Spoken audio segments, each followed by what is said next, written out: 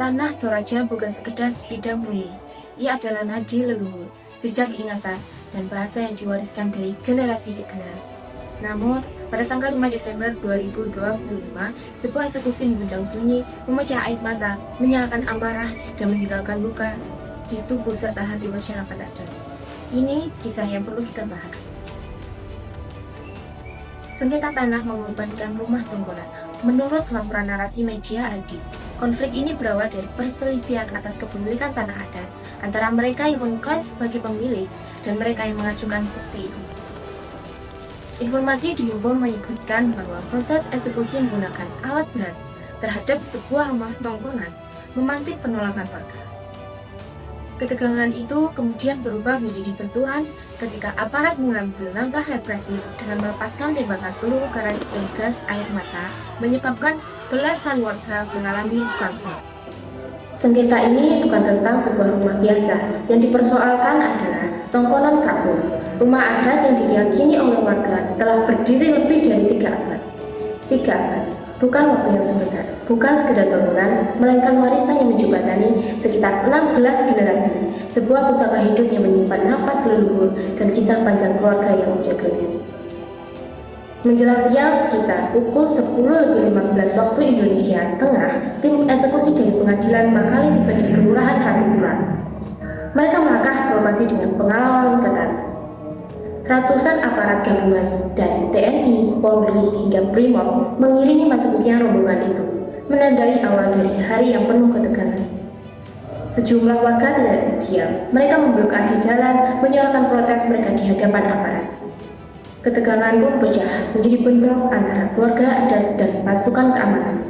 Polisi melepaskan gas air mata, sejumlah warga mengalami luka, tembakan peluru karet, pukulan tongkat, hingga terengah-engah karena sesak nafas.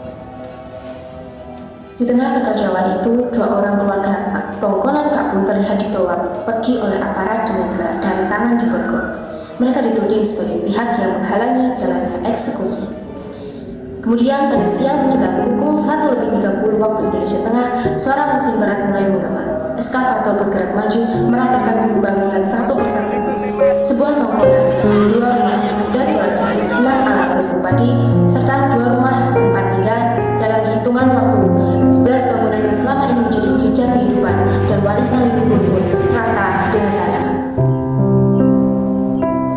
Setelah eksekusi, keputusan ini dianggap oleh masyarakat adat sebagai pengabaian terhadap warisan budaya dan pelanggaran terhadap identitas adat Toraja. Eksekusi ini dianggap sebagai kegagalan negara dalam melindungi warisan budaya dan adat leluhur. Namun ada pula yang mengatakan Tongkonan Kapur tidak tercantum secara jelas dalam amar putusan pengadilan. Artinya, eksekusi bisa jadi salah objek. Ketika kejadian ini menimbulkan trauma bagi masyarakat adat, simbol leluhur mereka hancur, kenangan, dan sejarah keluarga tergerus. Kepercayaan terhadap sistem hukum pun berubah.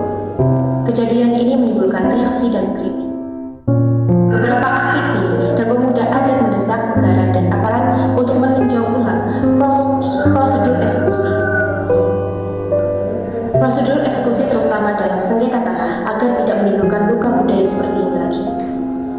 Dikutip dari karirbaturaja.com, tidak sedikit pihak mempertanyakan bagaimana mungkin sebuah rumah adat berumur ratusan tahun bisa hilang dalam hitungan jam hanya karena putusan hukum.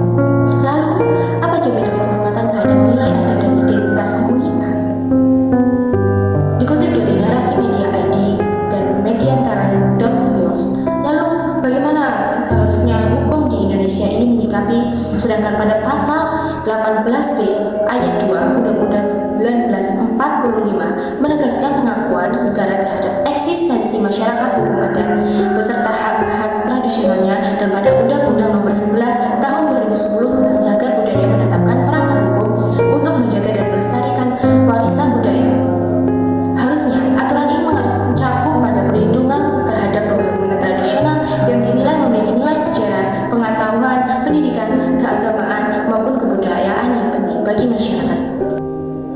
Kemudian mengusut informasi yang beredar, sengketa lahan ini telah lama menjadi perdebatan yang berlangsung sangat lama. Makombongan atau musyawarah adat setempat digelar untuk mencari titik temu.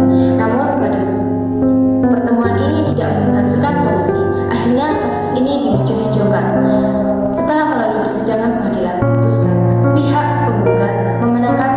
tersebut. Kemudian, putusan ini dieksekusi pada Jumat siang.